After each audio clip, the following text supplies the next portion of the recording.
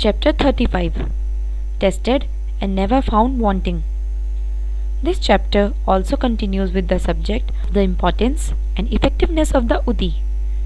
It also gives two cases in which Baba was tested and not found wanting. These cases will be taken up first. Preliminary. In spiritual matters or endeavors, sectarianism is the greatest bar to our progress. Those who believe that God is without any form are heard saying that to believe that God is with the form is an illusion, and the saints are only human beings. Then why should bow down their heads before them and offer dakshina? Persons belonging to other sects will also raise objections and say, why should they bow and offer allegiances to other saints, leaving their own gurus? Similar objections regarding Sai Baba were heard before and even now. Some say that when they went to Shirdi, Baba asked for dakshina from them. Is it good that saints should collect money in this fashion? If they do so, where is their sainthood? But there are many instances where men went to Shirdi to scoff but remained there to pray. Two such instances are given below. Kaka Mahajani's friend.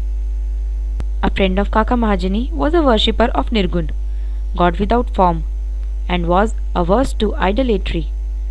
Out of curiosity, he agreed to go to Shirdi with Kaka Mahajani on two conditions.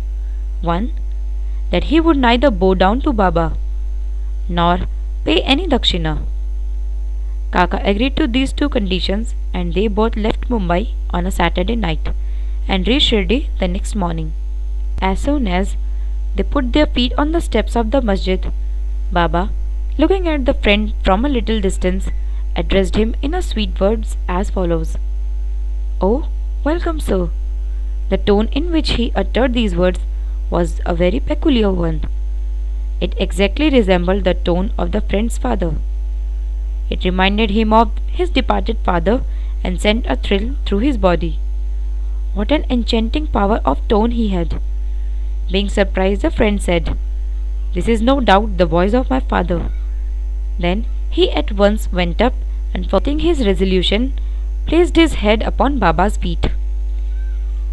Then Baba asked for dakshina twice, once in the morning and again at noon, at the time of their taking leave, but he asked it from Kaka only and not from the friend. The latter whispered to Kaka, "Baba asked for dakshina from you twice. I am with you. Why does he ignore me?" "You ask Baba yourself," was Kaka's reply. Baba asked Kaka what his friend was whispering. Then the friend asked Baba himself whether he should pay any dakshina. Baba replied, "You had no mind to pay, so you were not asked.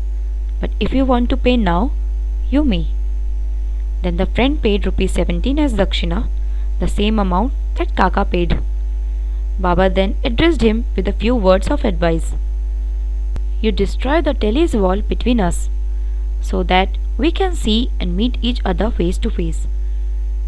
Then Baba allowed them to leave. Though the weather was cloudy and rough, Baba assured them of their safe journey, and both of them reached Mumbai safely. When he reached home and opened the door and the windows of his house, he found two sparrows dead on the ground, and one just flying out through the window. He thought that if he had left the windows open, two sparrows would have been saved, but thought again that they had met their lot and that Baba had sent him back soon just to save the third sparrow. Insomnia case. A Kayas Prabhu gentleman of Bandra suffered from insomnia for long. As soon as he lay down for sleep, his departed father appeared to him in his dream, abused and scolded him severely.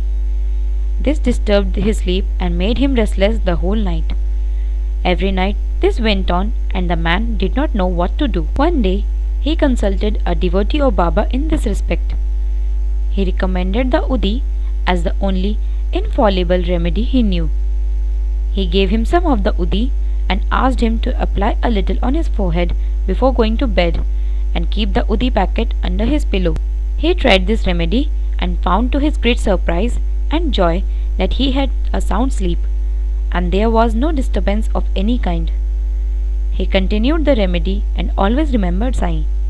Then he got a picture of Sai Baba, which he hung on the wall near his pillow and started worshipping it daily, and on Thursday offered garland, naivedya, etc. Then he got well and forgot his trouble altogether. Balaji Patil Nevaskar. This man was a great devotee of Baba. He rendered excellent and selfless service. Every day he swept and kept clean all the passages and streets in Shirdi, through which Baba passed in his daily routine. After him, this work was done equally well by another devotee, Radha Krishna Mai, and after her by Abdullah. When Balaji reaped his corn every year, he brought the whole quantity and presented it to Baba. He returned with what Baba gave him back and maintained himself and his family with it. This course was followed by him for many years, and after him by his son also. Power and efficacy of Udi.